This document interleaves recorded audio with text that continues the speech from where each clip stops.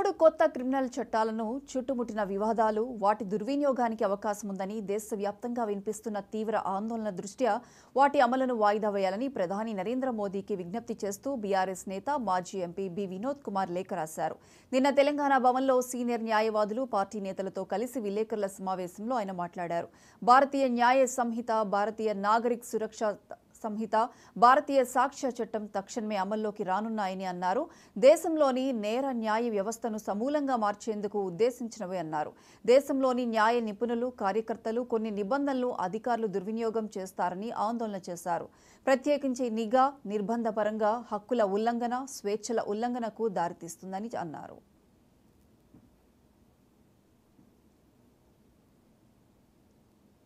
దేశంలోని ప్రజల ప్రయోజనాల దృష్ట్యా కొత్త చట్టాల్లోని కీలక అంశాలను మరింత సమీక్షించాలని, వాటి అమలును వాయిదా వేయాలని కోరుతూ ఇప్పటికే ప్రధానమంత్రికి ఒక ప్రాతినిధ్యాన్ని పంపారు.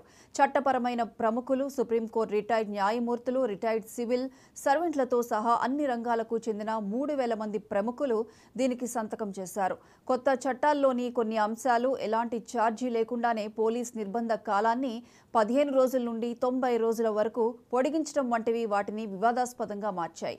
ఈ వివాదాలు కొత్త కోడ్లు అమల్లోకి వచ్చే ముందు జాగ్రత్తగా పర్యవేక్షించడం, దిద్దుబాట్లు చేయవలసిన అవసరాన్ని హైలైట్ చేస్తున్నాయని వినోద్ కుమార్ చెప్పారు.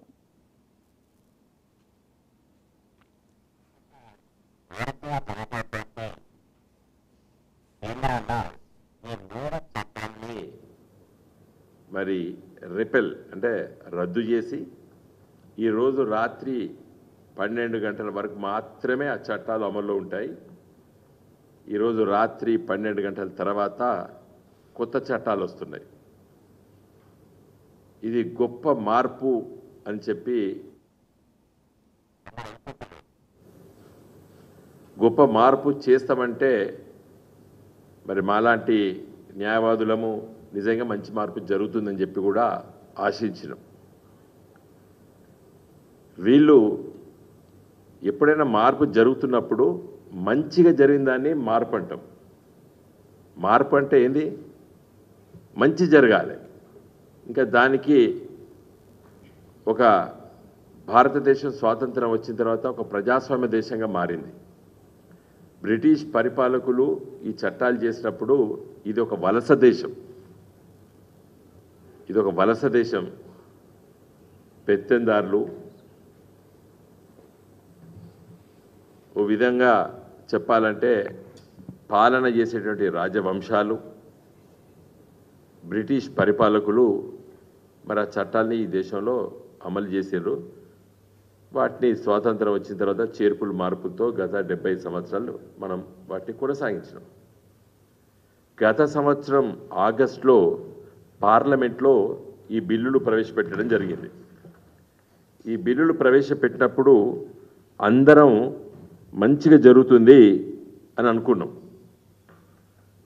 అయితే భారతీయ జనతా పార్టీ కేంద్రంలో ఈ 3 చట్టాలని మరి రిపెల్ అంటే రద్దు చేసి ఈరోజు రాత్రి 12 గంటల వరకు మాత్రమే ఆ చట్టాలు అమల్లో ఉంటాయి.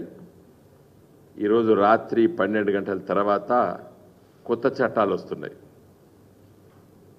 ఇది గొప్ప మార్పు అని చెప్పి అందరు అనుకుంటున్నారు. గొప్ప మార్పు చేస్తామంటే మరి మాలాంటి న్యాయవాదులము నిజంగా మంచి మార్పు జరుగుతుందని చెప్పి కూడా ఆశించినాం. వీళ్ళు ఎప్పుడైనా మార్పు జరుగుతున్నప్పుడు మంచిగా జరిగిందాన్ని మార్పు అంటాం. మార్పు అంటే ఏంది? మంచి జరగాలి. ఇంకా దానికి ఒక భారతదేశం స్వాతంత్రం వచ్చిన తర్వాత ఒక ప్రజాస్వామ్య దేశంగా మారింది. బ్రిటిష్ పరిపాలకులు ఈ చట్టాలు చేసినప్పుడు ఇది ఒక వలస. రాయలసీమలో పెద్దిరెడ్డి